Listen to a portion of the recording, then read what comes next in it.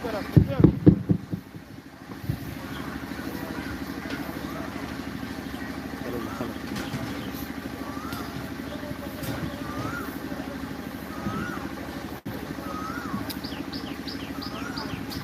अली की सतनाम। तो आज परम पिता परमात्मा की अपार कृपा से बंदी छोड़ सतगुरु कबीर साहब की अपार दया से गोरखपुर अतरौला में ये मूल ज्ञान का प्रचार प्रसार होने जा रहा है। बहुत बड़े भाग होते हैं उन जीवों के जो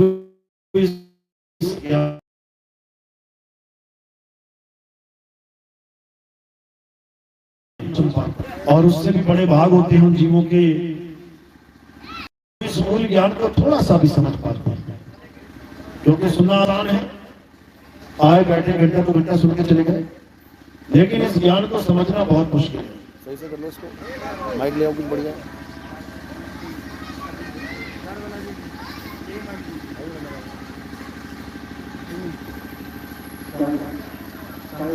तो जिस पर दया होती है मालिक की, वही ये ज्ञान समझ पाता है, अन्यथा सारी उम्र भी सुनते रहो तब भी समझ में आने वाला नहीं है। तो इसलिए हर एक बात को समझना है, हर एक बात को बड़े गौर से ध्यान से समझना है, क्योंकि ये आपके जीव के कल्याण की बात है। हमारे जीव का कल्याण कब होगा? जब हम मूल ज्ञान को अच्छे से समझेंगे। इस दुनिया में दो प्रकार का ज्ञान है, एक पवित्र ज्ञान और दूसरा मूल ज्ञान। इन दोनों ही ज्ञान को अच्छे से समझने के बाद हम ये निर्णय कर पाते हैं कि किस ज्ञान से हमारी मुक्ति होगी, मोक्ष होगा, और कौन सा ज्ञान हमें दोबारा जन्म मरण के बंधन में लेके आएगा। तो मालिक की कृपा होती है तब जाकर ये सत्संग समझ में आता है, अन्यथा ये सत्संग जल्दी समझ में नहीं आता। तो क्या करना है? एक एक बात को अच्छे से समझना है, अच्छे से विचार करना है। तो आज का सत्संग शुरू करने से पहले परम पिता परमात्मा के नाम पे जयकारा लगाएंगे और फिर सत्संग शुरू करेंगे। बोलिए परम पिता परमात्मा की, सतगुरु बंदी छोड़ कबीर साहेब की, सतगुरु मदनपति साहेब की, सतगुरु प्रकाशपति साहेब की, सतगुरु दूलमपति साहेब की, सतगुरु राम सेवक साहेब की, सतगुरु जवाहरपति साहेब की, सतगुरु बैरागपति साहेब की, करीनापुर धाम की, सभी संतों की, पंडाल में आए सभी भक्तों की, इनके माता पिता, इनके गुरुदेव की, इस गांव नगर बस्ती की, आज के आनंद की, सकल हंस को बंदगी, साहेब बंदगी सतनाम। तो आज हेलो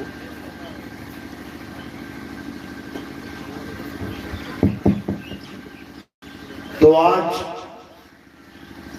सत्य क्या है, असत्य क्या है, आज इसका खुलासा करेंगे। धर्म क्या है, अधर्म क्या है, आज इसका खुलासा करेंगे। सच क्या है, झूठ क्या है, आज इसका खुलासा करेंगे। और झूठ को त्याग के, असत्य को त्याग के, अज्ञान को त्याग के ज्ञान को धारण करेंगे, सत्य को धारण करेंगे, ताकि हमारे जीव का कल्याण हो। सब यही चाहते हैं कि हमारे जीवन में सत्य आ जाए, हमें सत्य का अनुभव हो जाए, हमें पता चल जाए कि आखिर सत्य है क्या। सब यही चाहते हैं, लेकिन जानते नहीं हैं कि सत्य होता क्या है। सब यही चाहते हैं हमारे जीवन में भगवान आ जाए, हमें परमात्मा मिल जाए, हमें भगवान के दर्शन हो जाए, लेकिन जानते नहीं भगवान है क्या, तो दर्शन क्या होंगे। पता ही नहीं है भगवान है क्या। पत्थर की मूर्तियों को भगवान मान बैठे हैं, पता ही नहीं है परमात्मा होता क्या है। तो मिलेगा कैसे? कभी नहीं मिलेगा।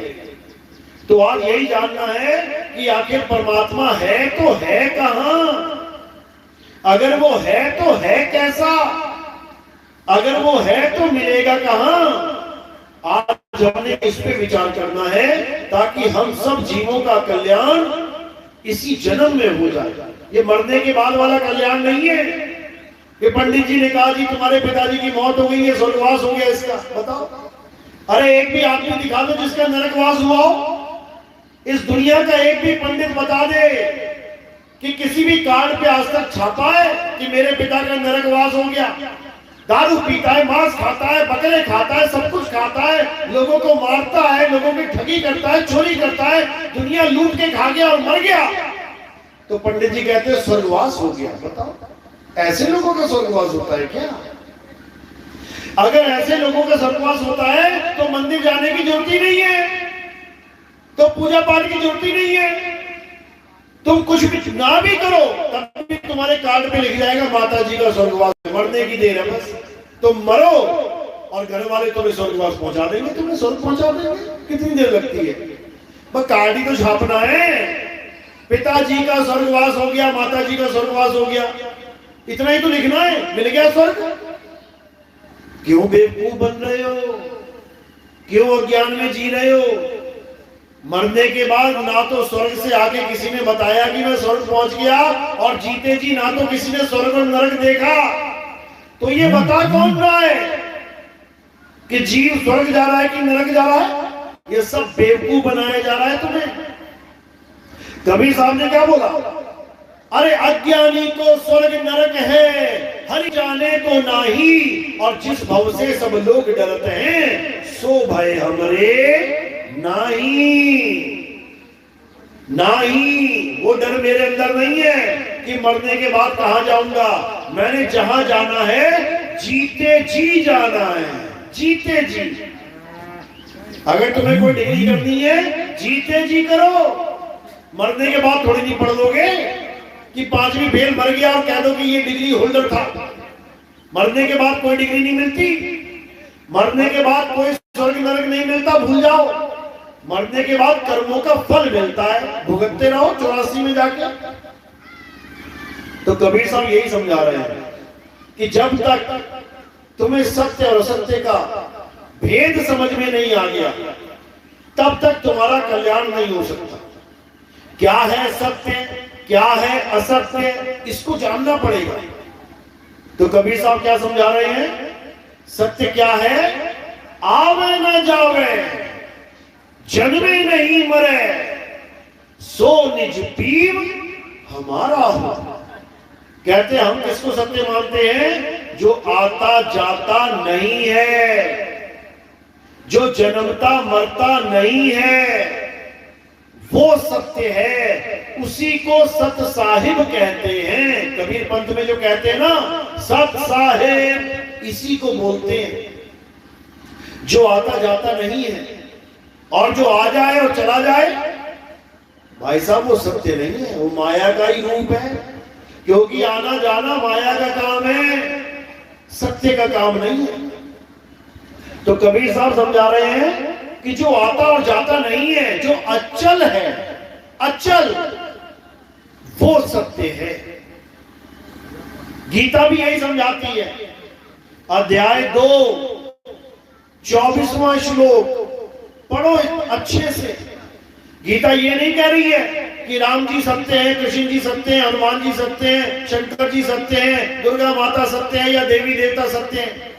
गीता क्या समझा रही है? हे अर्जुन, ये आत्मा अछेद्य है, अशोष्य है, अदाह है, ये आत्मा अचल है, ये सदा स्थिर रहने वाली है, ये सर्वव्यापक है, ये आत्मा ही पुरातन है। हे अर्जुन, ये आत्मा ही सत्य सनातन है।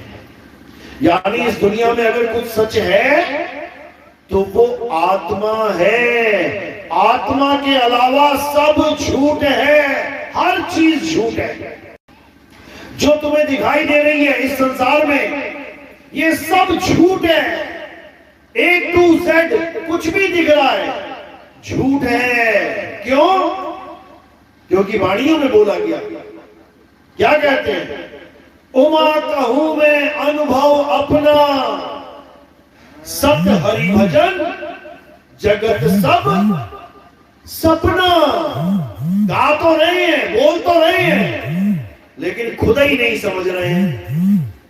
राम जी कहां आए थे? इसी जगत में। कृष्ण जी कहां आए थे? इसी जगत में। हनुमान जी कहां आए? इसी जगत में। सारे देवी देवता सब आए इसी जगत में। तो जगत तो एक सपना है, और सपना क्या सच होता है? सपना झूठ होता है, झूठ। अब इस सपने में जो कुछ भी तुम्हें मिल रहा है वो भी झूठ है। अभी रात में सो जाना, सपने में तुम्हें 10 करोड़ की लॉटरी लग जाए, खूब नोट गिन रहे हो सपने में, सच है कि झूठ है? सपने में तो खूब नोट गिन रहे होगे, वहां तो लग रहा है बिल्कुल सच है। और जैसे ही आंख खुली सब झूठ, वो 10 करोड़ रुपया झूठ। इसी प्रकार जैसे सपने में दिखने वाली हर चीज झूठ है, उसी प्रकार इस जगत में दिखने वाली हर चीज झूठ है, क्योंकि जगत एक सपना है, सपना। अब इस जगत में तुम्हें माँ बाप दिख रहे हैं, झूठ है। तुम्हें भाई बहन दिख रहे हैं, झूठ है। तुम्हें देवी देवताओं के मंदिर दिख रहे हैं, मस्जिदें दिख रही, गुरुद्वारे दिख रहे हैं, चर्च दिख रहे हैं, नदियां दिख रही हैं, नाले दिख रहे हैं, सब कुछ झूठ है। तो सच क्या है? हे अर्जुन, केवल और केवल आत्मा ही सत्य है। तो करें क्या इस आत्मा का? मंदिरों का तो समझ में आ रहा है कि जाके माथा टेक लिया, मस्जिद का समझ में आ रहा है जाके नमाज पढ़ ली, गुरुद्वारे का समझ में आ रहा है जाके वाहिगुरु वाहिगुरु जप लिया, चर्च का समझ में आ रहा है जाके ईसा मसीह की पूजा कर ली। आत्मा का क्या करें? मान भी लेते हैं कि आत्मा सत्य है, तो करें क्या आत्मा का? क्या करना है? यही समझाया जा रहा है। क्या बोले गीता में? अध्याय 3 17वां श्लोक। हे अर्जुन, जो अपनी आत्मा में रमण करते हैं, जो अपनी आत्मा में तृप्त हैं, जो अपनी आत्मा में संतुष्ट हैं, उनके लिए कोई धार्मिक कर्तव्य लागू ही नहीं होता। उनको किसी मंदिर में जाने की जरूरत नहीं, उनको किसी मस्जिद में जाने की जरूरत नहीं, उनको किसी गुरुद्वारे में जाने की जरूरत नहीं, उनको किसी चर्च में जाने की जरूरत नहीं, उनको कहीं जाने की जरूरत नहीं। केवल एक काम कर ले। क्या करना है?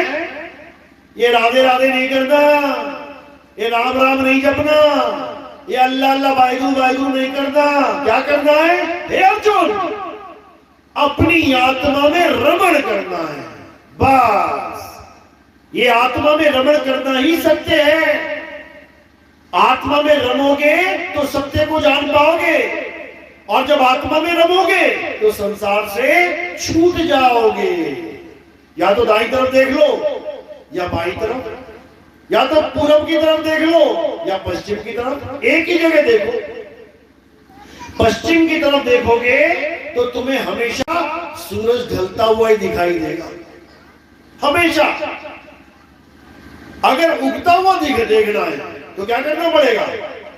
पश्चिम से गर्दन घुमा के पूरब की तरफ करनी पड़ेगी, फिर ढलता नहीं दिखाई देगा, फिर केवल उगता ही दिखेगा बार बार। बस इसी प्रकार या तो जगत या फिर सत्य, आत्मा, दो ही चीजें। या तो जगत की तरफ ध्यान कर लो या फिर अपनी आत्मा की तरफ ध्यान कर लो। उसी आत्मा को परम तत्व परमात्मा कहते हैं, समझ लो। और ये गर्दन घुमाएगा कौन? जीवात्मा। फंसा कौन है? जीवात्मा। प्राप्त क्या करना है? आत्मज्ञान। तभी होगा कल्याण, नहीं तो नहीं होगा। तो क्या करना है? सारा ध्यान संसार से हटा के मेरी माँ, मेरा बाप, मेरे बच्चे, मेरे चाचा चाची, मेरे भाई बहन, मेरा खेत खलिहान, मेरा आश्रम, मेरे आश्रम की दीवारें, इन सब से निकल जाना है। ये जगत है, और अगर इसमें ध्यान फंस गया तो वापस आ जाओगे, समझ लो। तो क्या कह रहे हैं, इसी ध्यान के द्वारा जीव फंसा हुआ है और इसी ध्यान के द्वारा निकल सकता है। कोई मंत्र जंतर नहीं जपना, कोई पूजा पाठ नहीं करना, बस ध्यान के द्वारा ये जीव फंसा है और ध्यान के द्वारा ही निकलेगा। एक कुत्ते को कमरे में डाल दिया, कितने कुत्ते गए कमरे में? एक। अब उसको खूब लड्डू जामुन गुलाब जामुन बर्फी डाल दी खाने के लिए, मजे से खा रहा है। इतने में क्या किया, एक शीशा लगा दिया उस कुत्ते के आगे। अब खा पाएगा लड्डू पेड़े? अब ना खा पाता। अब कितने कुत्ते हो गए कमरे में? कितने हो गए? 2। बस यही अज्ञान है। कुत्ता तो एक ही है, लेकिन दूसरा जो उसका प्रतिबिंब आ गया है, सारा ध्यान उसमें फंस गया है। अब लड्डू पेड़े में ध्यान नहीं रहा, अब ध्यान कहां फंस गया? प्रतिबिंब में। अब पक्का मरेगा। ऐसे नहीं मरेगा जैसे बाहर मरेगा कि 2 कुत्ते लड़े और दांत लगा दिए, नाखून लगा दिया, ऐसे नहीं मरेगा। कैसे मरेगा? बिना मारे मर जाएगा। वो शीशे वाला कुत्ता एक पंजा भी नहीं मार सकता असली वाले कुत्ते के। मार देगा क्या? वो एक दांत नहीं गड़ा सकता, बिना पंजा खाए बिना दांत गड़ाए मर जाएगा वो। कैसे? भरम से भौंक भौंक के।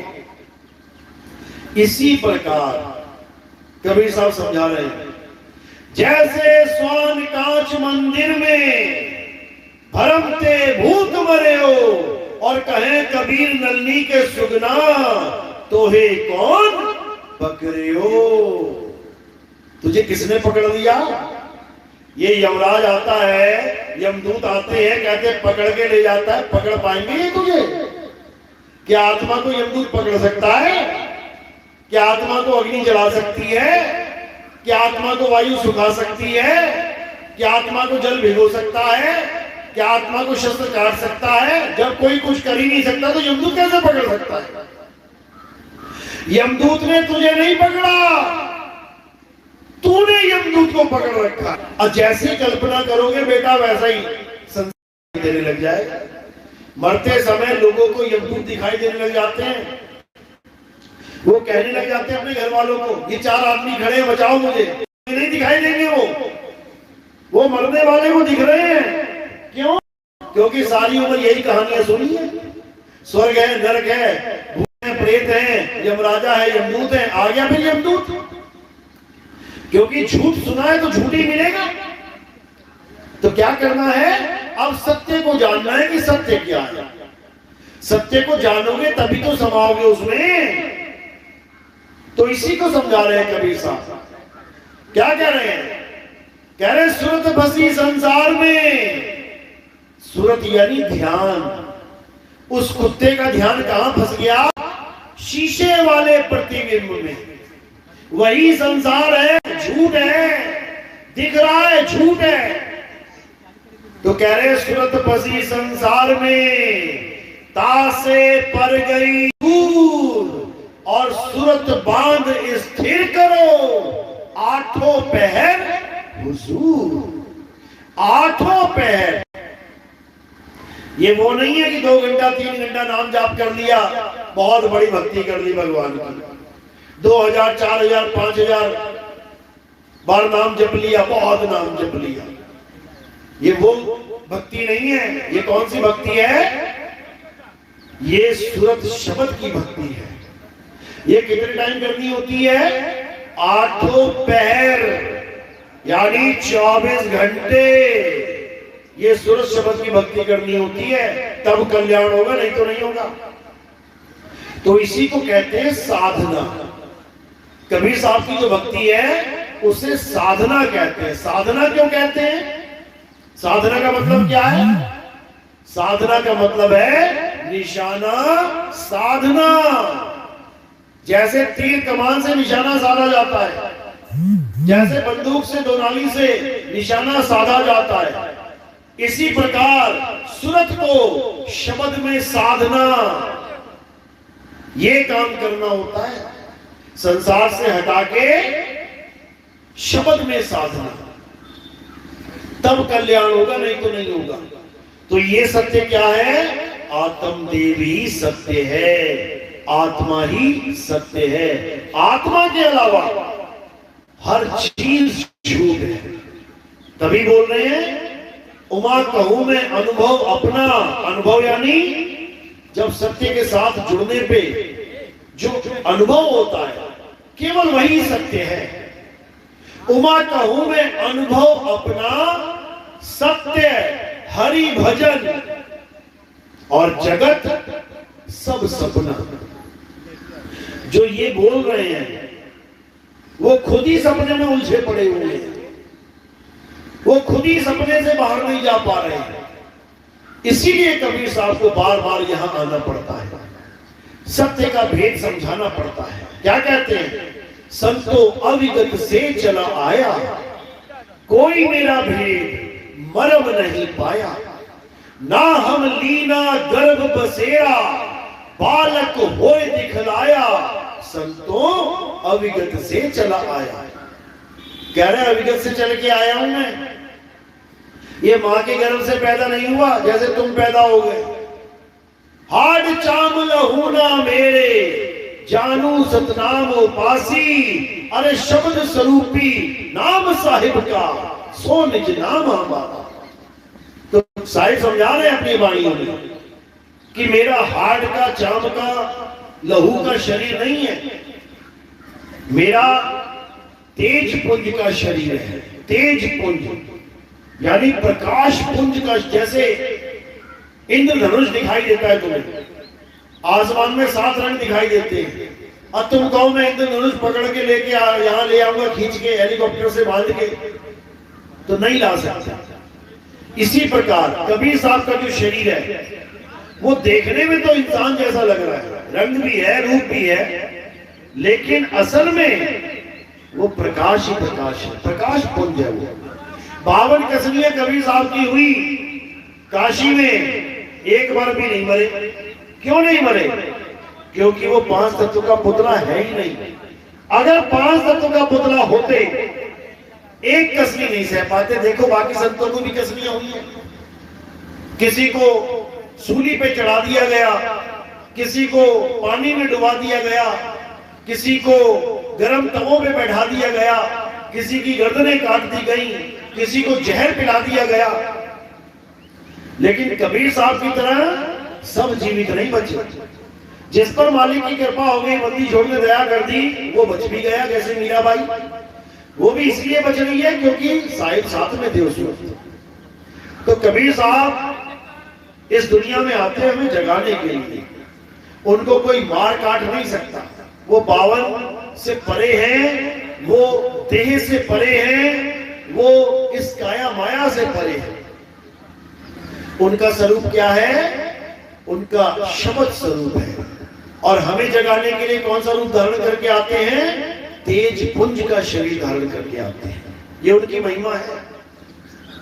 आम जीव मत समझ लेना कबीर साहब को।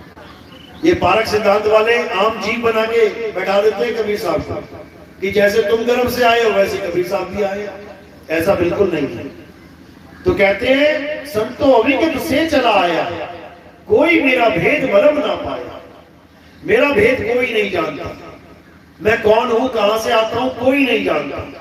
बस इतना जानते हैं कि विधवा ब्राह्मणी के पुत्र हैं, वीरुनी मां के पुत्र हैं। ऐसा बिल्कुल नहीं है। तो साहिब यहां क्यों आते हैं? साहिब सत्य का परचम लहराने आते हैं। साहिब सत्य सत्य का भेद समझाने आते हैं, सत्य को छुड़ाने आते हैं, सत्य को पकड़ाने आते हैं और सत्य को छुड़ाने आते हैं। तो क्या कहते हैं? सोई गुरु पूरा कहावे, जो 2 अक्षर का भेद बतावे। एक छुड़ावे एक लखावे, तब प्राणी निज घर को जावे। मदन साहिब की वाणी है, जब कबीर साहब उनको मिले राधापति नाम से, राधापति नाम से कबीर साहब मदन साहिब को मिले, तब ये वाणी बोली गई थी कि सोई गुरु पूरा कहावे, दो अक्षर का भेद बतावे, एक छुड़ावे एक लखावे, तब प्राणी निज घर को जावे। यानी हे प्राणी, अगर तू सच में मुक्ति चाहता है, मोक्ष चाहता है, तो दो प्रकार के अक्षरों का भेद समझ ले। क्या भेद है? एक अक्षर है 52 अक्षर, जो इंसानों के द्वारा बनाए जाते हैं। आ आ ई ई उ उ ए का खा गा घा, ये सब अक्षर इंसानों के द्वारा बनाए जाते हैं। और एक है आदि अक्षर, जो इंसानों के द्वारा नहीं बनाया जा सकता, जिसे आत्मदेव कहते हैं। तो कहते हैं पूरा गुरु कौन है? सोई गुरु पूरा कहावे, जो दो अक्षर का भेद बतावे, एक छुड़ावे। ये इंसानों के द्वारा बनाए गए सारे नाम छुड़वा दिए जाएं, एक लखावे, और परम पिता परमात्मा का वो आदि नाम लखा दिया जाए, तब प्राणी निज घर को जावे। तब ये जीव सदा सदा के लिए इस काल की नगरी से, जिसे लोग कहते हैं परमात्मा की धरती आसमान, ये परमात्मा के नहीं है भाई। परमात्मा का घर अगर ये होता तो यहां मौत का तांडव न नाच रहा होता, यहां काल भगवान का तांडव न चल रहा होता। यहां गली गली में काल भगवान सबकी मौत का ठेका लेके बैठा है, एक भी नहीं बचेगा। अगर कोई हमारा तो हाथ उठा दो भाई, कभी नहीं मरेगा तो हाथ उठा दो। जिसने शरीर धारण कर लिया उसके शरीर का नाश होके रहेगा, और काल भगवान उसका नाश करके मानेगा। तो कह रहे हैं ऐसा गुरु धारण करो जो इस काल की नगरी से निकाल के तुम्हें तुम्हारे निज घर पहुंचा दे, तुम्हें तुम्हारे असली घर पहुंचा दे, तब कल्याण होगा। और हमारा असली घर क्या है? हमारा असली घर हमारा सत्य स्वरूप है। अपने स्वरूप से बिछड़ के हम इस नकली दुनिया में आ गए। जैसे कुत्ता अपने स्वरूप को भूल के उस नकली कांच में ध्यान लगा के बैठ गया, तो उसका ध्यान कहां से कहां पहुंचा? उसका ध्यान खुद से जुदा होकर कांच रूपी दुनिया में पहुंच गया। अब अगर वो बचना चाहता है उस दुनिया से, तो क्या करे?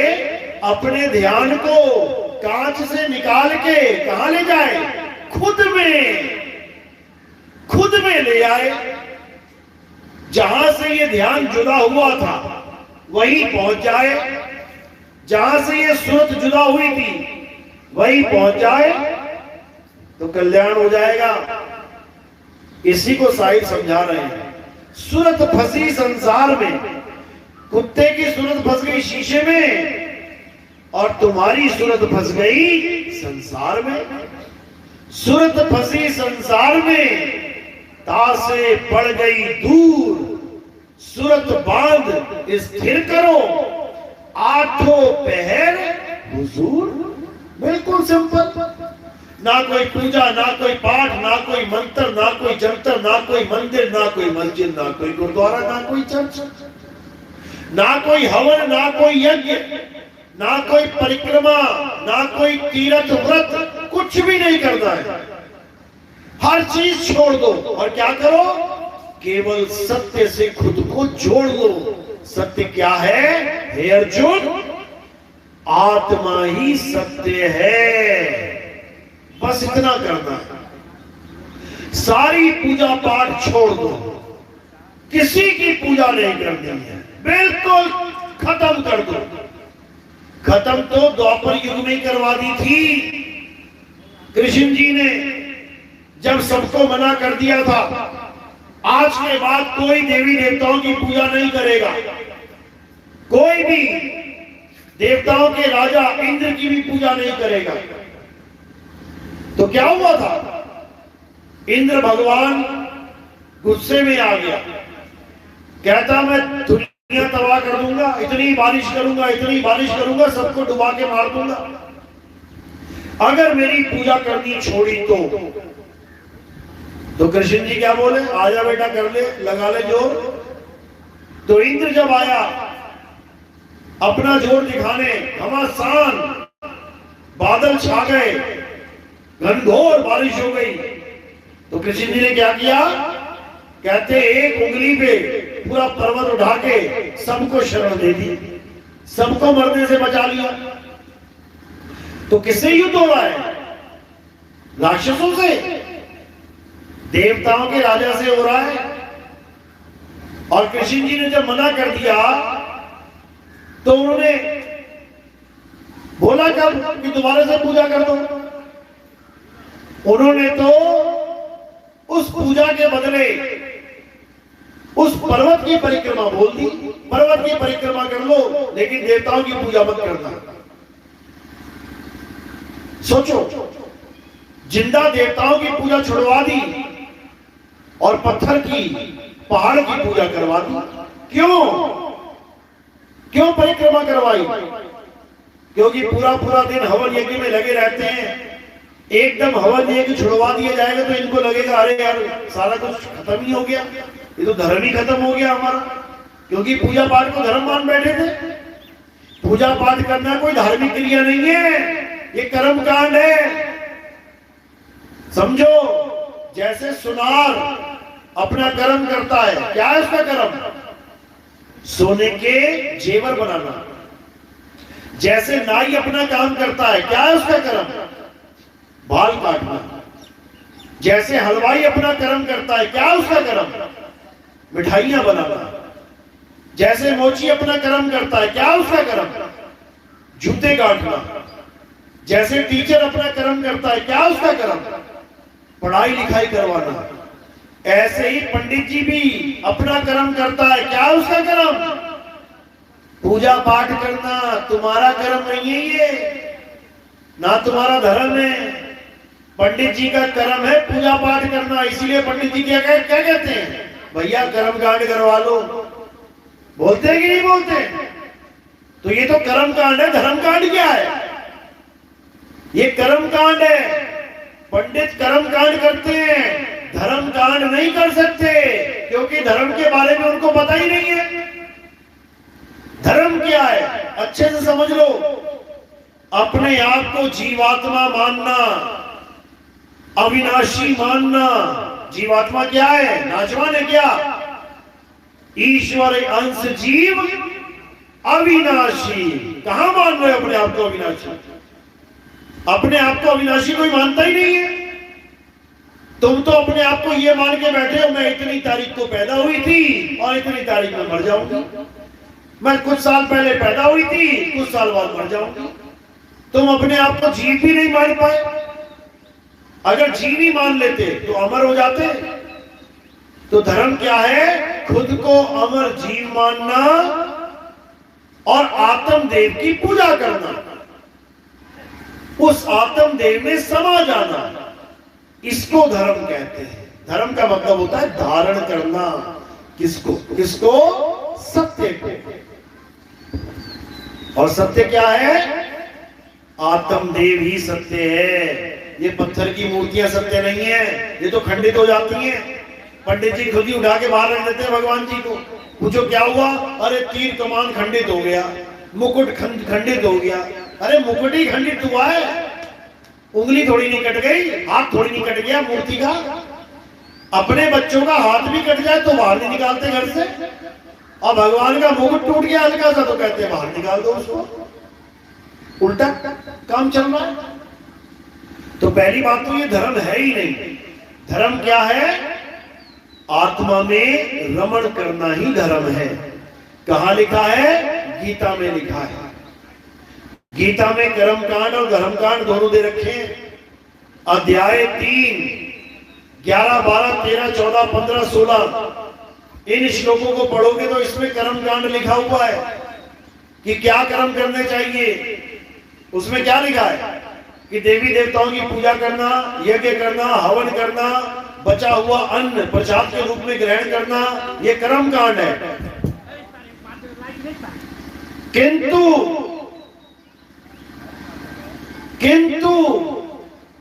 यानी कह रहे हैं किंतु जो आत्मा में रमण करते हैं, क्या करना है? अब केवल सत्य को जानना है। सत्य क्या है? सत्य हम सबके पास है, कहीं जाने की जरूरत नहीं है। सबके पास सत्य है, सबके पास राम है। कहते हैं तुझ में राम, मुझ में राम, सब में राम समाया, और सबसे कर लो प्रेम, जगत में कोई नहीं पराया। ये जो राम की बात चल रही है कि तुझ में राम, मुझ में राम, ये कौन सा राम है? इसको जानना पड़ेगा। जो हम सब में विराजमान है वो कौन सा राम है? उसे आत्म राम कहते हैं। आत्म राम। तो कहते हैं सब घट मेरा साइया, सुनी सेज न कोई, और बलिहारी वा घट की, जा घट प्रगट होए। कहते हैं आत्मा तो सब में है, आप में भी है, मुझ में भी है, सब में विराजमान है, लेकिन उसका ज्ञान किसी के पास नहीं है। वो कैसे प्राप्त होगी ये भेद किसी के पास नहीं है। तो कह रहे बलिहारी व घट की, बलिहार जाते हैं उस घट के जिसे आत्मा को प्रकट करने का भेद प्राप्त हो जाए, वहां आत्मा प्रकट हो जाए। बलिहारी व घट की, जा घट प्रगट होई। बलिहार जाते हैं उस जीव को जो आत्मा का ज्ञान प्राप्त करके आत्ममयी हो जाए। तो साहिब ने समझाने में कसर नहीं छोड़ी, लेकिन ये जीव बेचारा समझ ही नहीं पाया।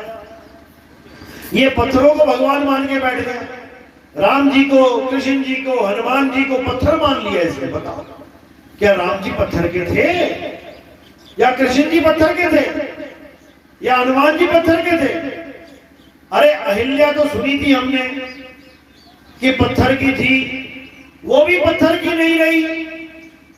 जब त्रेता युग में भगवान राम उस जंगल में गए जहां वो पत्थर की मूर्ति बनी हुई थी, और उन्होंने उस पत्थर को पैर लगाया, तो वो पत्थर की मूर्ति भी इंसान बन गई।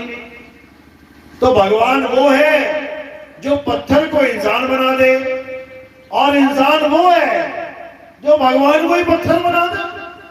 देखो गली गली में बना रखे भगवान पत्थर के। किसने बनाया? इंसान ने बनाया। कैसे बनाया? ऑर्डर देके बनवाया। ऑर्डर देके बनवाया, भैया एक मूर्ति बना देना भगवान राम की, एक मूर्ति बना देना विष्णु जी की। अब ऑर्डर लेना, कितने हाथ बनाऊं, कितने पैर बनाऊं, कितनी गर्दन बनाऊं? बताओ, इंसान भगवान को बनाएगा? तो ये मूर्खता है, मूर्खता है ये। तो क्या करना है? इंसानों के द्वारा बनाया हुआ भगवान रिजेक्ट कर देना है। वो भगवान नहीं है। उसको खिलाओ, खाएगा क्या? उसको पिलाओ, पिएगा क्या? अरे उसके सामने तुम्हें कोई मार रहा तो बचा ना पाएगा? क्या कृष्ण जी ऐसे थे कि उनके सामने कोई भी मार खाए बचाते नहीं थे क्या? बताओ, ऐसा भगवान नहीं चाहिए हमें, जो बोले ना डोले ना खाए ना पिए। चोर भी चोरी करके लेके जाता है गल्ला, उसको भी आशीर्वाद दे रहे होते, जा ले जा। उसके बाद पंडित जी परेशान है, गल्ला कौन ले गया, गल्ला कौन ले गया? भगवान से नहीं पूछेंगे, वहां पुलिस में जाएंगे, थाने में। बताओ, भगवान के सामने से गल्ला ले गया चोरी करके, वो रोक नहीं पा रहे हैं, उसी पत्थर की मूर्ति में तुम्हारा विश्वास बना रहे हैं कि भगवान तेरा भला करेंगे, और पंडित जी का भला ना हो पाया उससे, पंडित जी का गला चोरी हो गया। समझो बात को, जो अपना गल्ला नहीं बचा पा रहा है वो तुम्हारा गल्ला कैसे बचाएगा? जो अपना घर नहीं बचा पा रहा है वो तुम्हारा घर कैसे बचाएगा? जो अर्जुन के बच्चे को नहीं बचा पाए, अर्जुन का लड़का कौन था? अभिमन्यु। क्या कृष्ण जी साथ में नहीं थे? क्यों नहीं बचा पाए? जो अपने प्रिय भगत, अपने प्रिय मित्र, अपने प्रिय साथी का लड़का नहीं बचा पाए, वो तेरा लड़का बचाएगा? इतना भी नहीं समझ में आ रहा किसी को, और सब अंधभक्ति में दौड़े जा रहे हैं, भागे जा रहे हैं। भगवान जी हमारा भला करेंगे, हमारा भला करेंगे। बताओ, अर्जुन के लड़के की मौत हो गई, भगवान कुछ ना कर पाए, तेरे लड़के को बचाएंगे? बताओ, क्या लगते हो तुम भगवान को? तो इसी को समझना है। कृष्ण जी ये सब नहीं कह रहे जो हमें पढ़ा दिया गया है कि मंदिर जाओ, मूर्तियों में स्नान कराओ, ये कराओ, वो कर, ये सबका खंडन करते हैं कृष्ण जी और आत्मा का जिक्र करते हैं। नैनम छिन्दन्ति शस्त्राणि नैनम दहति पावका न चैनम क्रोधम तापे न शोषति मारुता। हे अर्जुन, इस आत्मा को ना तो अग्नि जला सकती है, ना ही आत्मा को कोई शस्त्र काट सकता है, ना ही इसको जल भिगो सकता है, ना ही वायु इसको सुखा सकती है। क्या बोल रहे हैं? समझ में आया कभी? क्या बता रहे हैं? बस मुंह उठा के चल पड़ते हैं, जहां पर भेड़ चाल में जहां कोई जा रहा वहीं पीछे पीछे लग जाएंगे। अरे स्वयं अध्याय करो, स्वयं अध्ययन करो, देखो ग्रंथ क्या कह रहे हैं, हमें करना क्या था और करवाया क्या जा रहा है। जन्म बर्बाद करवाया जा रहा है हमारा, वो भी भगवान के नाम पे। भगवान जो कह रहे हैं बिल्कुल उनसे उल्टा करवाया जा रहा है और किसी को समझ में ही नहीं आ रहा। क्यों? क्योंकि भेद ही नहीं पता है, करे तो करे क्या। तो यही कबीर साहब समझा रहे हैं कि साच कहूं जग मारन धावे और झूठे को पतियाई हो। कहे कबीर सुनो भाई साधो, हमसे झूठ कहा ना जाई हो। हम झूठ नहीं कह सकते। आत्मा है तो उसको सत्य ही कहेंगे, शरीर झूठ है उसे झूठ ही कहेंगे, भले वो किसी का भी हो।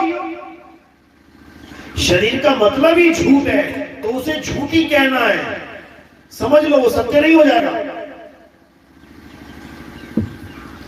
तो यही सब संतों ने समझाया, मीराबाई ने समझाया। पायो जी में नाम रतन धन पायो, वस्तु अमोलक दी मेरे सतगुरु, कृपा कर अपनाया, पायो जी में नाम रतन धन पायो। तो वो वस्तु अमोलक क्या है?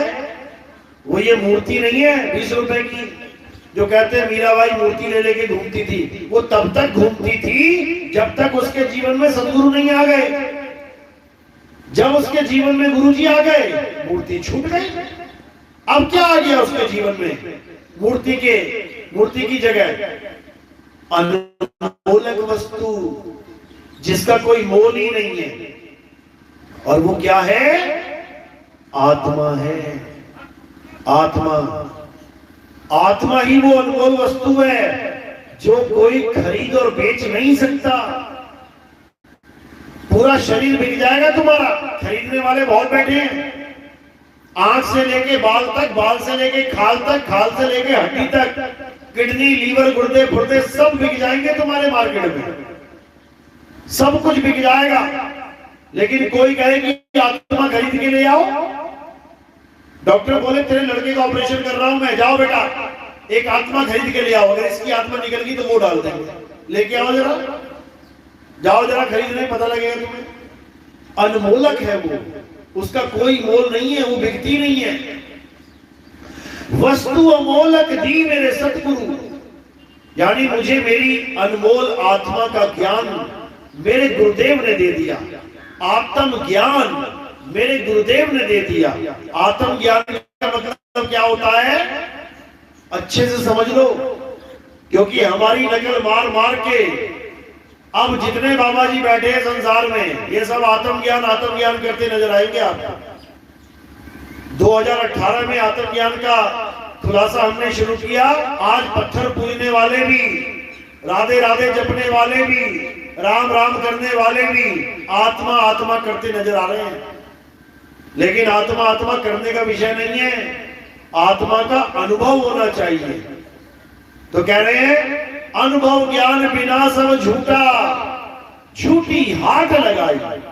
बिना अनुभव के किसका अनुभव करना है? आत्मा का। किसकी आत्मा का? अपनी आत्मा का। इसीलिए इसका नाम आत्म ज्ञान है। आत्मज्ञान। आत्मज्ञान का मतलब ये नहीं होता कि राधे राधे जपो, राम राम जपो, अल्लाह अल्लाह, वाहिगुरु वाहिगुरु, गॉड गॉड जपो। आत्मज्ञान का मतलब ही ये है कि बाकी सबको छोड़ दो और खुद को जान लो। जैसे मैं किसी को कहूं 100 पन्ने की कथा लिखो, तो किसी की भी लिख दोगे, किसी की भी कथा लिख सकते हैं। और मैं कहूं 2 पन्ने में आत्म कथा लिखो, तो किसकी कथा लिखोगे? आत्म कथा यानी अपनी कथा। मैं तुम्हें कहूं बंदूक देके हत्या करो, किसी की भी कर दो। और मैं बंदूक देके कहूं आत्महत्या करो, तो किसको गोली मारोगे? खुद को। दूसरों को छोड़ दो, खुद को गोली मारनी पड़ेगी। जहां आत्म शब्द जुड़ जाए वहां सारा मामला तुम्हारे खुद के ऊपर आ जाता है। वही बंदूक देके मैंने कहा रक्षा करो, तो किसी की भी रक्षा करो। और मैंने कहा केवल आत्म रक्षा करनी है, तो किसकी रक्षा करोगे? खुद की। समझो, तुम पैसे मांगने आए, मैंने कहा निर्भर हो जाओ, तो किसी में भी हो जाओ। और तुम निर्भर हो जाओ, तो किस पे निर्भर होना है? खुद में, अपने आप पे निर्भर होना है। इसी प्रकार जब मैं कहता हूं ज्ञान प्राप्त करो, तो किसी का भी ज्ञान प्राप्त कर लो।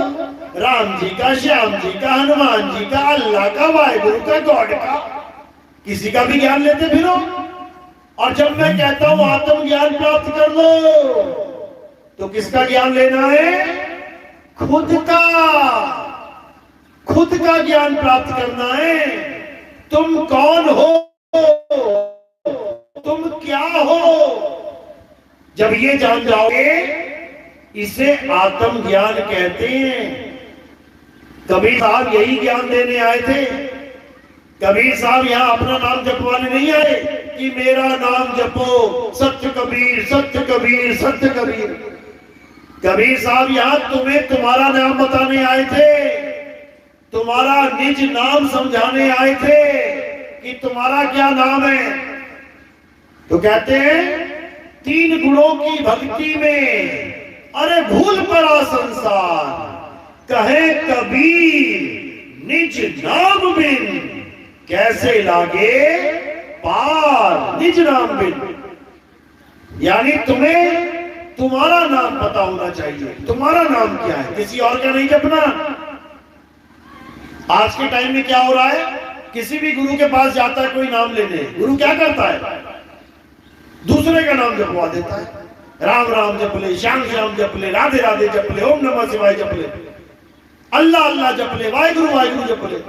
अरे किसी और का नाम नहीं जपवाना है, तुम्हें तुम्हारा नाम बताना है। तुम क्या हो, तुम कौन हो, तुम्हारी क्या हस्ती है। और जब तुम अपने आप को जान लोगे, तो समझो कि तुमने परमात्मा को जान लिया, क्योंकि आत्मा सो परमात्मा, यही समझना है। और परमात्मा को जान लिया तो समझो तुमने खुद को जान लिया, क्योंकि आत्मा ही परमात्मा है, जीव परमात्मा नहीं है। कोई सोचे जीव ही परमात्मा है, बिल्कुल नहीं। आत्मा सो परमात्मा है। इसी को बोला गया, सोई जाने जेहू देई जनाई, और जानत तुम ही हुई जाई। यहां पर भी दो नहीं रहे कि मैंने भगवान के दर्शन करे। दर्शन वर्शन नहीं करते किसी के। क्या करना है? जानत तुम ही हुई जाई। यानी भगवान को पाना नहीं है, भगवान हो जाना है, तब मुक्ति मिलेगी। भगवान के दर्शन नहीं करने हैं, भगवान हो जाना है। दर्शन तो रावण ने भी किए थे, नहीं किए क्या? भगवान शंकर के दर्शन किए, मुक्ति होगी उसकी क्या? उसका कल्याण हो गया क्या? तीर से मारा गया। भगवान के दर्शन करने के बाद भी तीर से मारा गया, तो कहां कल्याण हुआ? भस्मासुर ने दर्शन किए भगवान के, तो क्या हुआ, उसी दिन मारा गया। तो भगवान के दर्शन करके तो मारे जाते हैं सब, तुम कैसे बचोगे? किसी भगवान के दर्शन नहीं करने हैं। जानत तुम ही हुई जाए। ऐसा परमात्मा ढूंढो जो तुम्हें अपने जैसा ही बना ले। इसी को साहिब ने कहा है, गुरु को कीजे दंडवत और कोटि कोटि प्रणाम, कीट न जाने भृंग को गुरु कर ले आप समान। अपने समान कर लेगा वो, अलग अलग नहीं रह पाओगे कि तुम कहीं और रहते हो, परमात्मा कहीं और रहता है। एक हो जाओगे। लाली मेरे लाल की जित देखो तित लाल, लाली देखन मैं चली मैं ही हो गई लाल। यानी हर जगह दो से एक होने का इशारा मिलता है, हर जगह। गुरु ग्रंथ साहब में कहते हैं, आत्मा परात्मा एको करे, अंतर की दुविधा अंतर मरे। यानी आत्मा और परमात्मा में जो भेद करके बैठे हैं हम लोग, उस भेद को खत्म करने वाला गुरु मिल जाए तो दोनों का भेद जब खत्म हो जाएगा तो क्या हो जाएंगे? अभेद हो जाएंगे, अभेद। जैसे गंगा नदी जब तक समुद्र में नहीं मिली तब तक दो है, एक समुद्र एक गंगा, तब तक दो रहेंगे। और जब वो गंगा समुद्र में मिल गई, अब कितने रहे? अब एक हो जाएंगे। बस इसी को समझना है। तो ये सूरत अलग है, इसलिए दो प्रतीत हो रहा है मामला, एक मैं और एक परमात्मा।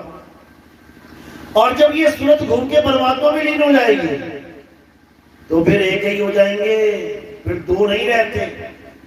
समझो, इसी को गुरु ग्रंथ साहब में वाणी दर्ज है, तो ही मोही मोही तो ही अंतर कैसा, कनक कटिक जल तरंग जैसा। सोना और सोने के गहने, समुंदर और समुद्र की लहरें, ये दो प्रतीत होती हैं लेकिन है एक ही, है एक ही। बस दो प्रतीत हो रही हैं, बस यही अज्ञान है। इसलिए परमात्मा को ढूंढना नहीं है, परमात्मा हो जाना है। कैसे होंगे? जब तुम्हें ऐसा गुरु मिलेगा जो तुम्हें तुम्हारा असली स्वरूप दिखाएगा। नकली स्वरूप तो देख लिया तुमने, ये सब नकली स्वरूप बैठा हुआ है। हाथ पैर कान आंख नाक बाल खाल वाला जो तुम्हारा असली स्वरूप है, उसकी ना आंख है, ना हाथ है, ना पैर है, ना बाल है, ना खाल है, ना हड्डी है, ना मांस है। वो स्वरूप कैसा है? उसे शब्द स्वरूप कहते हैं, शब्द स्वरूप। तुम्हारा असली स्वरूप क्या है? शब्द स्वरूप। तुम्हारा नकली स्वरूप क्या है? देह स्वरूप।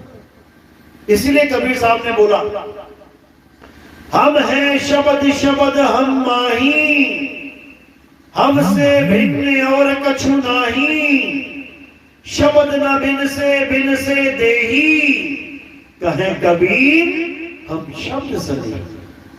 कहते हैं हम हैं शब्द, यानी मैं अविनाशी आत्मा हूं। शब्द हम माही, उसी अविनाशी आत्मा से ये सारे शब्द निकलते हैं। तुम्हारे मुंह से जितनी आवाजें निकल रही हैं, जितने शब्द निकल रहे हैं, किसकी वजह से? उसी आत्मा की वजह से। और जैसे ही आत्मा ने शरीर छोड़ दिया, अब शब्द निकल के दिखाई पड़े। तो कह रहे हैं हम हैं शब्द, शब्द हम माही, हमसे भिन्न अवर कछु नाही, शब्द न बिन से देही, कहे कबीर हम शब्द सने। शब्द न बिन से, यानी शब्द का कभी नाश नहीं होता, क्योंकि शब्द क्या है? शब्द ही परमात्मा है। शब्द ही हमारा निज स्वरूप है। समझो, साहिब समझा रहा है बीजक में, शब्द हमारा तू शब्द का, सुन मत जा सरक, जो चाहे निज रूप को, तो शब्द ही ले परख। परख ले उस शब्द को जो तेरा गुरु तुझे दे रहा है। कहीं 52 अक्षरों से बनने वाला शब्द तो नहीं पकड़ा दिया? कहीं तेरे गुरु ने हिंदी पंजाबी उर्दू फारसी का नाम तो नहीं पकड़ा दिया? कहीं तेरे गुरु ने बोलने वाला नाम तो नहीं पकड़ा दिया? कहीं तेरे गुरु ने जपने वाला नाम तो नहीं दे दिया कि तोते की तरह जपते चले जा रहे हो, जपते चले जा रहे हो, बर्बाद हो जाओगे? साहिब समझा रहे हैं, मोको कहां ढूंढे रे बंदे, मैं तो तेरे पास में, ना मैं जप में, ना मैं तप में, ना एकांत निवास में, ना मंदिर में, ना मस्जिद में, ना काबे कैलाश में, खोजी होए तुरंत मिल जाऊं एक पल की तलाश में। और कहे कबीर, सुनो भाई साधो, मैं तो हूं विश्वास में। समझो बात को, यानी कोई भी मंत्र, कोई भी जंत्र, कोई भी तंत्र अगर तुम्हें तुम्हारे गुरु ने दे दिया तो समझो कि तुम्हारा जीवन बर्बाद कर दिया।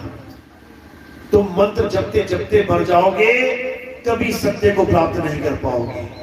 और अगर ऐसा गुरु मिल गया जिसने तुम्हारे सारे मंत्र जंत्र छुड़वा दिए और उस एक परम तत्व का ध्यान करना सिखा दिया, तो समझ लो कि तुम्हारा काम बन जाएगा।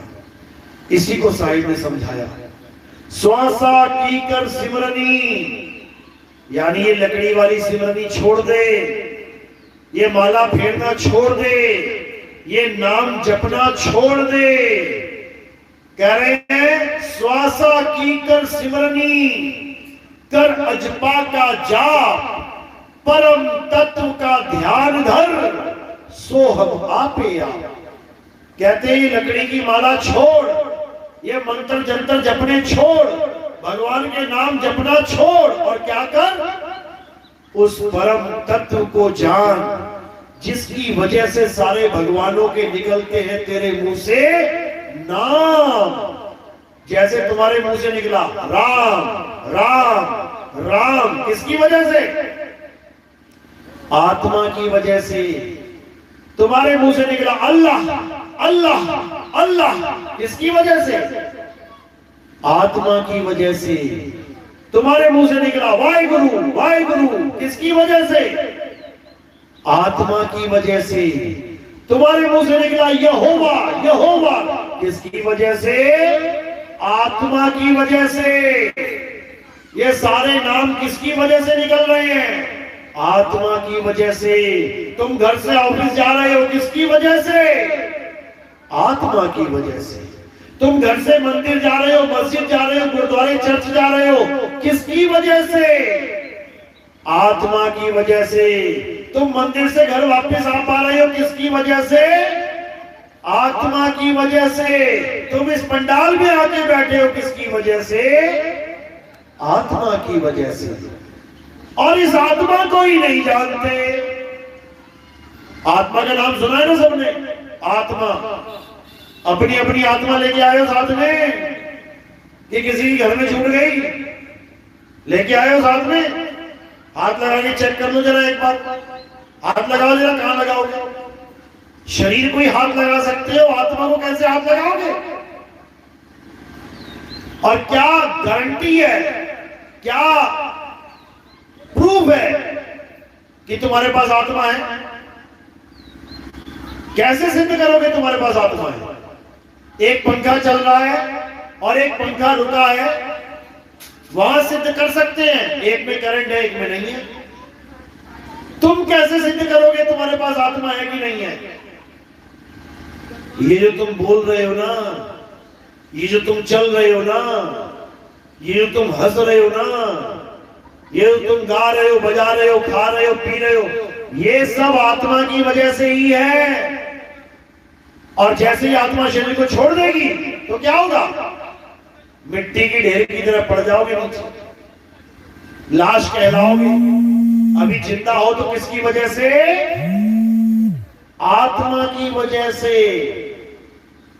इसीलिए कबीर साहब कह रहे हैं कि जिसकी वजह से तेरी उंगली हिल रही है, तेरे पैर हिल रहे हैं, तेरी जुबान हिल रही है, तेरा शरीर हिल रहा है, उसको तो जानता नहीं है। और जो कभी ना हिले, ना डुले, ना बोले, ना खोले, उसको भगवान मान के बैठ गया है। पत्थरों को भगवान मान लिया है और आत्मा को कचरे के ढेर में फेंक रखा है। जरूरत ही नहीं है जानने की। बताओ। इसीलिए कबीर साहब ने कहा, जल में मीन प्यासी, मोहे देखत आवे हंसी, आत्म ज्ञान बिना नर भटके, कभी काबा कभी काशी। कौन से ज्ञान के बिना नर भटक रहा है? आत्म ज्ञान के बिना। इसी आत्म ज्ञान को सब संतों ने, सब महात्माओं ने अपनी अपनी वाणी में व्याख्या किया। सबने आत्मा का जिक्र किया है, लेकिन ये बेचारा भोला जीव समझ ही नहीं पाता। हर ग्रंथ में एक आखिरी अवतार का जिक्र किया गया है कि इस दुनिया में जब आत्मा का ज्ञान लुप्त हो जाएगा, कोई जानेगा ही नहीं आत्म ज्ञान को, तब एक ऐसा अवतार आएगा जो सारी दुनिया को आत्मा से जोड़ देगा, आत्म ज्ञान से जोड़ देगा। हिंदू धर्म में उसे कल्कि अवतार कहा गया कि कल्कि अवतार आएंगे, घोड़े पे बैठ के तलवार लेके आएंगे और सारी दुनिया को क्या कर देंगे? सनातनी बना देंगे। सनातन का मतलब क्या है? आत्मा ही सनातन है। वो आत्मज्ञानी बना देंगे सबको। यही कुरान में बोला गया। हदीसों में क्या बोला गया कि दुनिया खत्म होने से पहले इमाम मेहदी आएंगे और सारी दुनिया को क्या बना देंगे? मुसलमान बना देंगे। मुसलमान का मतलब ये नहीं होता कि तुम टोपी पहन लो, मूंछ कटा के दाढ़ी रख लो, मुसलमान बन गए। तुम पैजामे ऊंचे ऊंचे पहनने लग जाओ, मुसलमान बन गए। तुम नमाज पढ़ने लग जाओ, मुसलमान बन गए। ऐसा बिल्कुल नहीं है। मुसलमान दो शब्दों से मिलकर बना है, मुसल्ला और ईमान। जब तक ये दोनों चीजें तुम्हारे पास नहीं होंगी तुम मुसलमान बन ही नहीं सकते। ईमान तो सबको पता है। ईमान का मतलब होता है ईमानदार, यानी अच्छे काम करने हैं, ईमानदारी से सारे काम करने हैं। ये तो सबको समझ में आता है। कहते भी हैं मुसलमान लोग, भैया ईमान में आ जाओ, ईमान ले लो, यानी उनको ईमान में आ गए तो मुसलमान हो गए। ऐसा बिल्कुल नहीं है।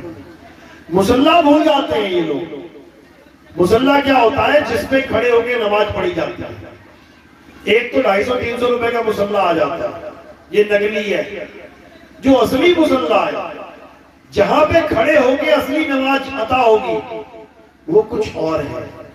उसी को हमारे हिंदू धर्म में मृगशाला बोलते हैं। मृगशाला, तुमने देखा होगा पुराने ऋषि मुनि बैठे होते हैं आसन लगा के, तो नीचे मृगशाला बिछी होती है। अब मृगशाला का मतलब क्या होता है? हिरण की खाल। अब यानी वो बाबा तो बेचारा भक्ति करने बैठा, पहले हिरण को मारे और उसकी खाल खींचे, तब जाके वो मृगशाला में बैठे। तो यानी पहले पाप करे फिर पुण्य कमाए। ये सांकेतिक ज्ञान होता है। मृगशाला और मुसल्ला एक ही चीज है, एक ही चीज है जिसके ऊपर बैठ के भक्ति की जाती है। वो मृगशाला और मुसल्ला क्या होता है? वो बहुत ही नरम होती है। मृगशाला क्या होती है? हिरण की खाल की जरी बनती है, बहुत नरम होती है, यानी बड़ी अच्छी नरम मुलायम। उस मुलायम हिस्से को मृगशाला कहते हैं, जिसमें बैठ के लगेगी क्या बात है। और मुसल्ला भी ऐसा ही होता है, ऊपर से बिल्कुल मुलायम होता है। ये नकली है। असली इबादत कहां की जाती है? वो मुसल्ला कहीं और लगा है।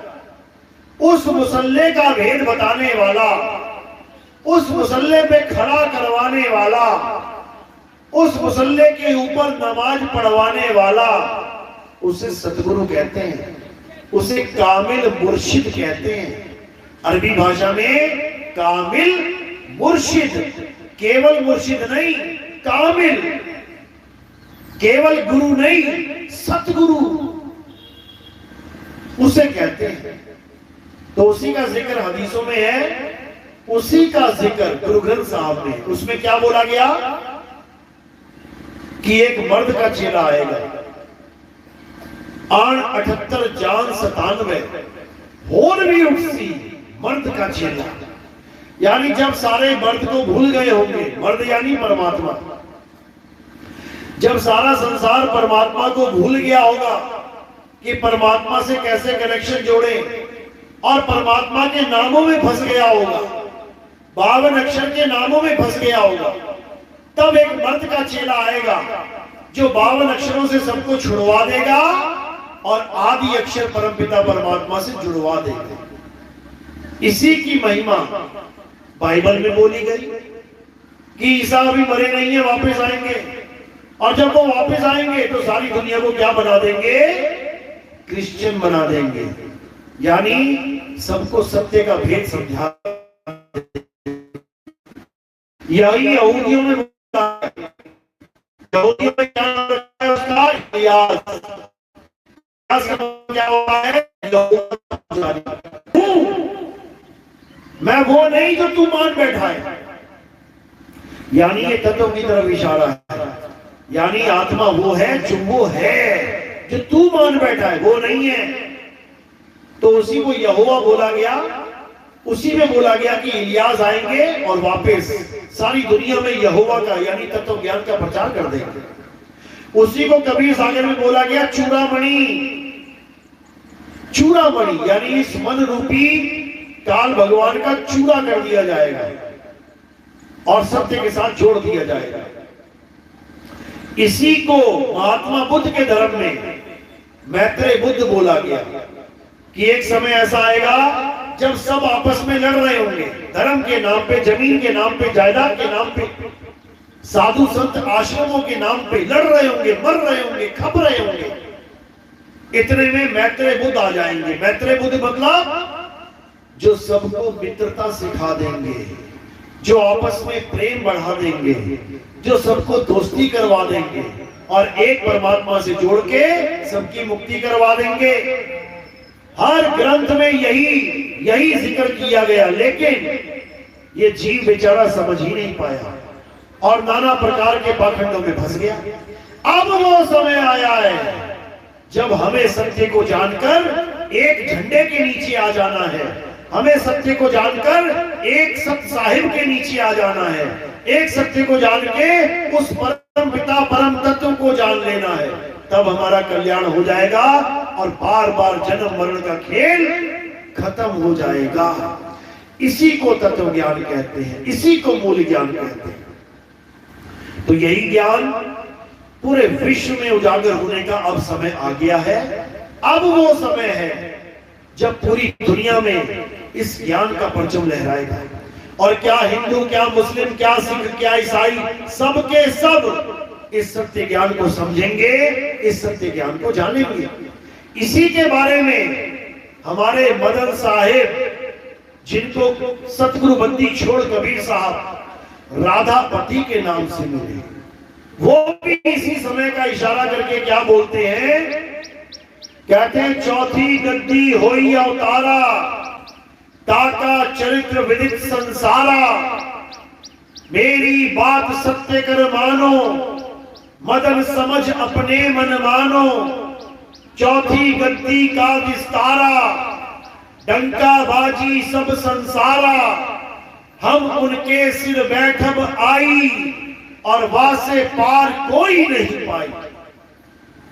यही कबीर साहब ने मदन साहब को इशारा किया कि हे मदन, एक समय ऐसा आएगा जब इस सत्य ज्ञान का डंका पूरे संसार में बजेगा और वो कोई और नहीं बजा रहा होगा, हम ही उनके सिर बैठवाई, मैं ही उसके सिर पे बैठ के सत्य ज्ञान को उजागर कर रहा हूंगा और पूरे विश्व में इस एक ज्ञान की लहर चला दूंगा।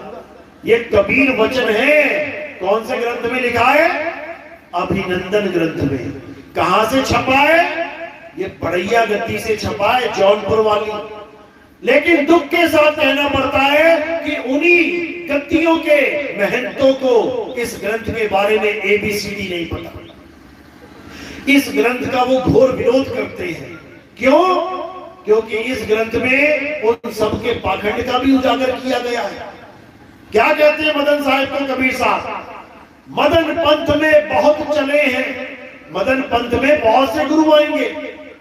अरे बहुत मदन में पंथ चले हैं, बहुत ज्ञान कथ के समझाई हैं। बड़े बड़े ज्ञान कथाएं होंगे और कर क्या रहे होंगे? समाधियां बना के माथे टेक रहे होंगे, समाधियां बना बना के दिए जला के माथे टेक रहे होंगे। ये मदन पंथी, इन सबका भांडाफोड़ उसी ग्रंथ में किया गया है। कह रहे बहुत मदन में पंथ चले हैं, बहुत ज्ञान कथ के समझे हैं, ताकि बात ना मानो एका, सार शब्द में राखो टेका। ये हम जीवों के लिए बोला जा रहा है कि ऐसे लोगों से दूर रहना है जो जीवों का करोड़ों अरबों का माल पैसा आश्रमों में लगा देंगे। आज जिस गद्दी की मैं बात कर रहा हूं, 1.5-2 करोड़ रुपए की दीवारें लगी है वहां पे, 2 करोड़ रुपए ईंट पत्थर में लगा दिए। यही 2 करोड़ अगर जीवों के कल्याण में लगते, ग्रंथ छपते, वाणियां छपती, संतों का सार छपता, गली गली में प्रचार होता, तो बताओ कल्याण होता कि नहीं होता? जीवों का कल्याण करने के लिए संत आते हैं, ये ईंट पत्थर खरीदने बेचने नहीं आते। बर्बाद कर दिया इन लोगों ने मदन पंथ को। इन्हीं लोगों से छुटकारा पाए ये जीव, इसीलिए ये वाणी बोली गई है कि बहुत मदन में पंथ चले हैं, यानी बहुत सारे गुरु मिलेंगे मदन पंथ में। कोई कहेगा हमसे नाम ले लो, कोई कहेगा हमसे नाम ले लो, और क्या करेंगे? गांजा फूकेंगे, तंबाकू खाएंगे, जर्दा खाएंगे, बीड़ी फूकेंगे और गुरु कहलाएंगे। अरे बहुत मदन में पंथ चले हैं, बहुत ज्ञान कथे समझाई है। बड़ा बड़ा ज्ञान कथेंगे जैसे परमात्मा इन्हीं के पास बैठा हुआ। इनकी बात ना मानो एका, इनकी कोई बात मत मानना, सार शब्द में राखो टेका। जो सार शब्द का भेद समझाए और इस माया से दूर करे, केवल उसके साथ जुड़ना है। और कौन है वो? खुद बता दिया है कि उनके सिर हम बैठब आई, वहां से पार कोई नहीं पाए। यानी जो सारे संसार में प्रचार करेगा, समझ जाना मैं ही बैठा हूं उसके सिर पे। मैं कुएं का मेंढक नहीं, मैं पूरे संसार का साहिब हूं, समझ जाओ। ये वो पंथ नहीं है जो कुएं में बैठ के चलाया जाता है कि अपना आश्रम बना लिया, अपना काम बन गया, भाड़ में गई जनता। ये ऐसा पंथ नहीं है भाई। ये ऐसा पंथ है जो पूरे संसार को एक करने का ताकत रखता है, जो पूरे विश्व को एक करने की हिम्मत रखता है। ये वो पंथ है, समझो इसको। तो यही कबीर साहब ने समझाया कि पाखंडवाद से दूर हो जाओ, इस आश्रमवाद से दूर हो जाओ। राजा पीपा जिसका चेला था, बताओ कितना बड़ा आश्रम बनाया उसने, छोटी सी कुटिया में रह के चले गए। ये लोग कुटिया में नहीं रह सकते, इनको बड़े बड़े आश्रम चाहिए, बड़ी बड़ी गद्दियां चाहिए, बड़े बड़े संगमरमर चाहिए इन लोगों को। ये तुम्हें ज्ञान देंगे, बेटा कम में जीवन जियो, छोटे में जीवन जियो, रूखा सूखा खा लो। और खुद क्या खा रहे हैं? खुद क्या कर रहे हैं? अरबों खरबों का पैसा इन्होंने आश्रमों में लगा रखा है। तुम्हें कहेंगे छोटे मकान में भी रह लो, भगवान का भजन करो, लेकिन खुद नहीं रह सकते छोटी सी झोपड़ी में। ये दुर्दशा हो गई है इस पंथ की। लेकिन कबीर साहब ने मदन साहब को बिल्कुल क्लियर बोल दिया था कि मैं वापस आऊंगा मदन, और मैं ही पूरे विश्व में इस पंथ का उजागर करूंगा। उसके बाद ये पंथ पूरे विश्व में छा जाएगा और हर विवेकी हंस इस झंडे के नीचे खड़ा दिखाई देगा। और वो समय आ गया है। बोलिए परमपिता परमात्मा की सदा ही जय हो। साहिब बंदी की सतनाम। तो आज का सत्संग यही समाप्त करते हैं। किस किस की समझ में मेरी बात आई? हाथ खड़ा करो जरा। बहुत अच्छी बात है, बहुत बढ़िया। ऐसे ही जागना है और जगाना है, क्योंकि अब वो समय आ गया है जब सत्य का डंका बजेगा पूरे विश्व में बजेगा और हम सब मिलके इस कलयुग में सतयुग ले आएंगे। ये तब होगा जब हम सब एक हो जाएंगे। बोलिए परमपिता परमात्मा की सदा ही जय हो। अब आरती का समय है। आरती कैसे करते हैं समझ लो। हमारे यहाँ आरती किसी जड़ पत्थर की पूजा नहीं है, किसी फोटो कैलेंडर की पूजा नहीं है। हमारे यहाँ आरती किसकी होती है? हमारे यहाँ जीवित गुरु की आरती होती है। कैसे होती है? मैं आगे बैठ जाऊंगा, थोड़े से फूल उठाने हैं और मेरे सिर के ऊपर रख देने हैं। सिर के ऊपर क्यों रखे? क्योंकि पैर के अंगूठे से लेकर सिर की चोटी तक ये नाशवान देह है, नाशवान काया है। ये नितिन दास नहीं है, ये नितिन दास का रथ है। रथ, ये मेरा रथ है। कितनी इंद्रियों का है? 10 इंद्रियों का, इसीलिए इसका नाम दशरथ है। नितिन दास दशरथ नहीं है, नितिन दास आत्म राम है। तो यहां आत्मा की पूजा होती है। हमारे यहां गुरु को आत्मा माना जाता है, शरीर नहीं माना जाता। इसलिए इन फूलों को क्या करना है? शरीर से परे आत्मदेव के चरणों में समर्पित कर देना है। तो ऐसे आत्मदेव की आरती होती है। और जो प्रचार प्रसार में योगदान करना चाहेगा, क्योंकि हमारा प्रचार प्रसार टीवी चैनल में भी आता है। सुबह सुबह आप चैनल खोल के बैठेंगे, साधना टीवी, ईश्वर टीवी, इन दोनों चैनल्स पे टीवी में हमारा प्रचार चलता है। 195 देशों में ये टीवी चैनल पहुंचता है और जीवों को जगाता है। इसके लिए हमें कई लाख रुपए देने पड़ते हैं टीवी चैनल वालों को। वो कहां से संभव हो पाता है? वो आप लोग की जो दान है, आप लोग का जो चंदा है, आप लोग का जो समर्थन है, उसी से ये संभव हो पाता है। तो जो भी योगदान देना चाहेगा वो केवल और केवल चरणों में रखेगा और फूल सिर के ऊपर रखे जाएगा। बोलिए परमपिता परमात्मा की सदा ही जय हो। साहिब बंदगी सतनाम। जय सतनाम। कुर्सी लगा दो, आरती लगा दो।